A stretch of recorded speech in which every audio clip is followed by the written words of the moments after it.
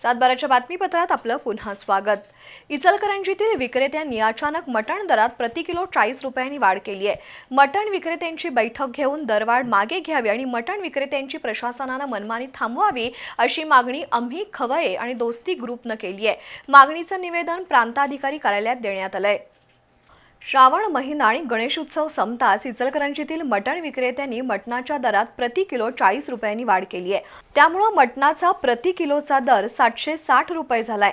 सणानंतर जाणीवपूर्वक केलेली ही दरवाढ अन्यायकारक आणि नियोजित असल्याने नागरिकांमधून संताप व्यक्त होतोय। महागाईने त्रस्त नागरिकांवर अचानक ही दरवाढ लादल्याने ग्राहक आणि विक्रेत्यांमध्ये वादाचे प्रसंग घडतायत। या पार्श्वभूमीवर आम्ही खवये आणि दोस्ती ग्रुपच्या कार्यकर्त्यांनी घोषणाबाजी करत प्रांत कार्यालय गाठलं। वरिष्ठ लिपिक विनोद वस्त्रे यांच्याकडे निवेदन देण्यात आलं।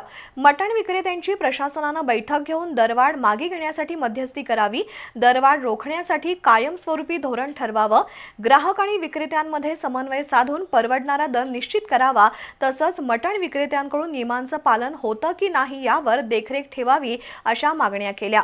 प्रशासनाने हस्तक्षेप करून तातडीने उपाययोजना केली नाही तर आंदोलन छेडण्याचा इशारा देण्यात आला। शिष्टमंडळात प्रमोद इदाते, कपिल ढवळे, किरण बुचडे, आनंदा मुसळे, इराणा सिंहासने, नेताजी बिरंचे, कैलास मेहतर, श्रीकांत पांडव, सचिन कांबळे, रमेश धोत्रे, जाफर जिडगे, भीमराव कोकणे, हरिदास सोनटके यांच्यासह खवय्यांचा समावेश होता।